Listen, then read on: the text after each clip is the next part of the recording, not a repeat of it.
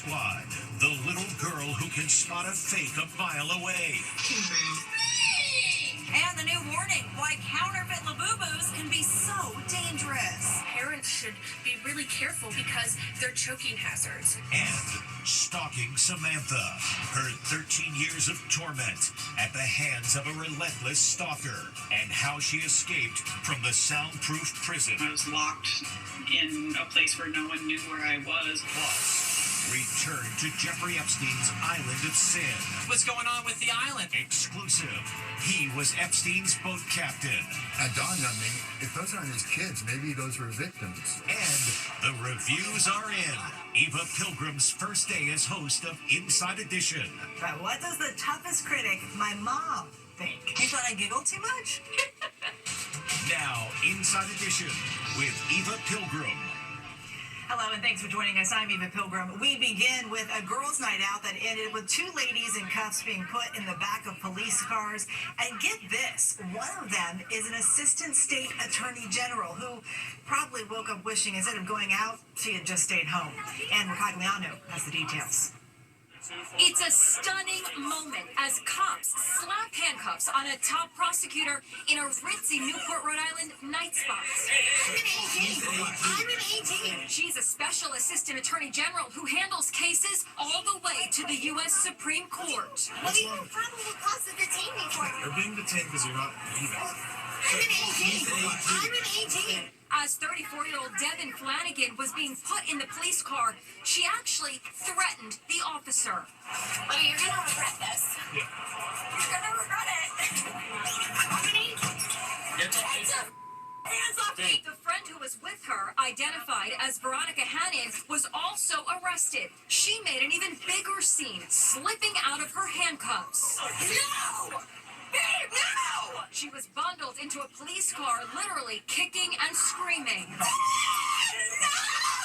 She just kept screaming. No, she was just screaming, shrieking at the top of her lungs. The prosecutor and her friend were having a night out with pals at one of Newport's fanciest restaurants. Authorities say they were asked to leave, and when they didn't, police were called. The body cam shows just how obnoxious the women became. And your protocol is if I ask you to turn off the body cam, you have to turn it off. And that's your protocol. She's a lawyer, so she knows. That's not true. So we gotta go. I'm an AG.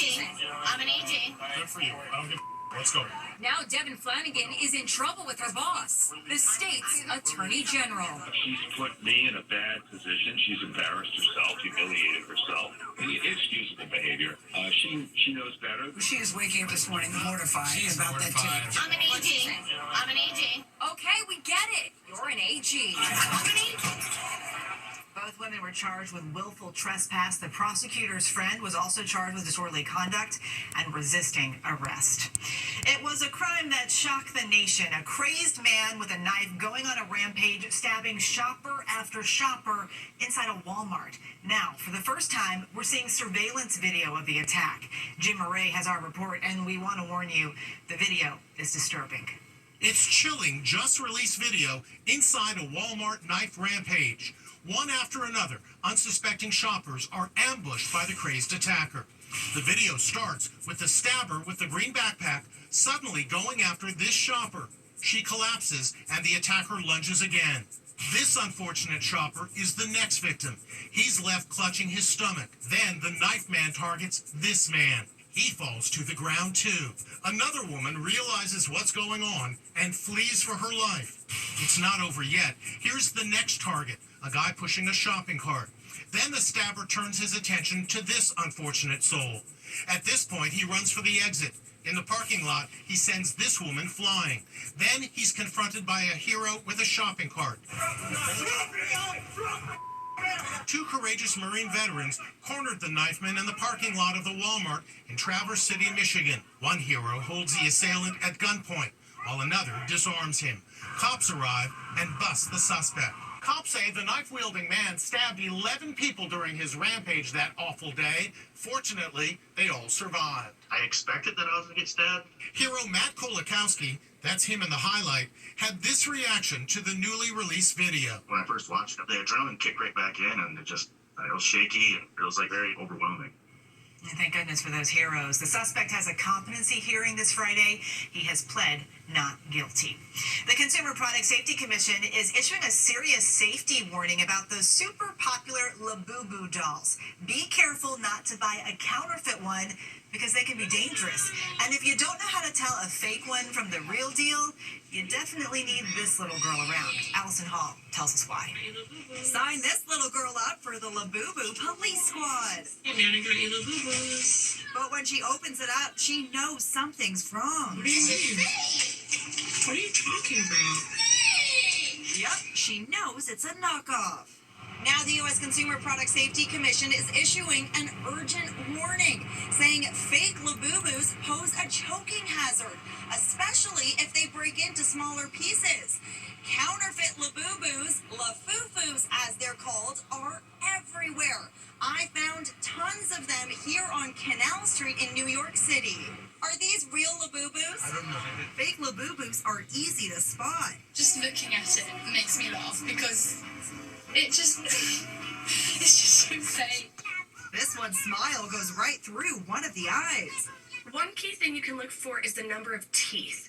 Now, every single real Labubu is going to have 9 teeth. If it has more or less than 9 teeth, that's a good indicator that it might be fake. This girl is shocked that the head of her fuzzy monster is upside down.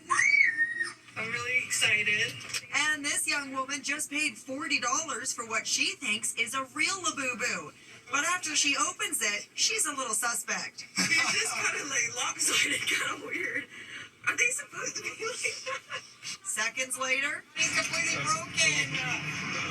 I'm not a Labubu guy. real or fake Labubu mania continues. Madonna just celebrated her 67th birthday with a Labubu cake. Happy birthday, Madudu, it says. So far this year, global sales of Labubus reached $418 million. Now, the surfer counting his lucky stars today after he had a run-in with a shark. It chomped down not on his body, but his surfboard. And he's got the evidence to prove it. Look at the bite taken out of this surfboard. Amazingly, the surfer was not injured when the great white shark chomped down. And here's the shark spotted by a drone, apparently still looking for his meal, which will hopefully be tastier than plexiglass and styrofoam. That is one lucky surfer. And this guy is posing with the shark he just caught. Then in the blink of an eye, the shark bites back.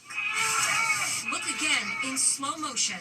We're shark fishing on the beach here, and one of the guys I'm with got bit in the leg. Sean Muse and his friends just caught this 6-foot lemon shark on the beach in Boca Grande, Florida.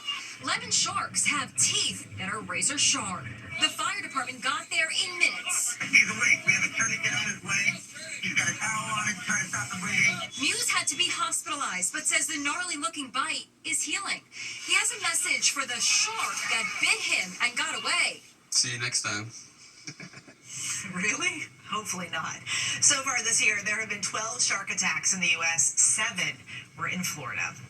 1 in 3 women say they've been the victim of a stalker, and this is one of the most disturbing cases you'll ever hear. This woman was kidnapped after being stalked for 13 years and then held against her will in a soundproof bunker built inside a storage unit. Now, she's speaking with Inside Edition as her terrifying ordeal becomes the subject of a new docuseries. This brave woman was stalked for 13 terrifying years, then held captive inside a soundproof bunker by this monster. Today I'm speaking with Samantha Stites, whose harrowing story is featured in the new Hulu documentary, Stalking Samantha, 13 Years of Terror. Can you start just by telling me how this all began? He was just somebody at my university. He was just kind of an awkward person and was standing alone. I made some just general small talk with him and was kind. Samantha's stalker, Christopher Thomas, also went to the same church group in Michigan where they attended college. Despite her repeated rejections, Thomas began sending messages and showing up everywhere she was for the next decade plus. I was seeing him at the grocery store, at the gym. I kind of felt like I was going crazy. Unbeknownst to me, he had had a tracker on my vehicle. Then Thomas launched his most diabolical plan. Surveillance video shows him buying supplies to build a soundproof torture chamber at this storage facility. In the early morning, he broke into Samantha's home and abducted her, taking her to that soundproof bunker. I was locked in a place where no one knew where I was, with multiple locks in this soundproof, space. No one was going to hear me scream. In order to live, Samantha says she struck a bargain with the devil. I had tried to convince him, let me go and I won't talk. He said the only way he thought he could trust me is to sleep with me. That was the only way he would agree to let me go that evening, was essentially to rape me. It kind of left my body for that whole event. 14 hours later, he released Samantha. She went to the hospital and reported the heinous crime. Police raided the storage unit. This is the interior. There are 3 hooks in the wall. They found Thomas in his car. Open the door slowly now. They placed him under arrest. Brave Samantha was in court when, after 13 years of terror, Christopher Thomas pleaded guilty and was sentenced to 40 years in prison. Stalking is very dangerous. It can be very violent. A lot of people that end up in a situation like myself don't survive. Stalking Samantha, 13 Years of Terror, started streaming today on Hulu and Disney+. Well, I got a lot of calls congratulating me after my very first show hosting Inside Edition yesterday, including from my toughest critic, my mom, who, as always, told me exactly what she thinks. My first day as the new host of Inside Edition sure was a whirlwind. Hello, and thanks for joining us. I've been doing lots of interviews. Now that the first show was done, I was curious about how you were feeling last night. This morning, I sat down with Gayle King and the gang of CBS Mornings, Tony DeCopel and Vladimir Duthiers. What did your mom say? Because moms always have something to say. My mom, of course, was really nice, and then she was like, maybe wear a brighter color tomorrow. I'm very close to my mom. We've traveled the world together, and no one keeps it real like my mom. Did you watch the show yesterday? Yes, I did. I'm thrilled to be the new host of Inside Edition. What'd you think of it? Oh, it's good. But your outfit, I thought maybe more colorful, like a little brighter. You didn't like my outfit? It's okay. She's not done. And you giggle too much. You thought I giggled too much? Yeah, you just giggle sometimes. You didn't know that.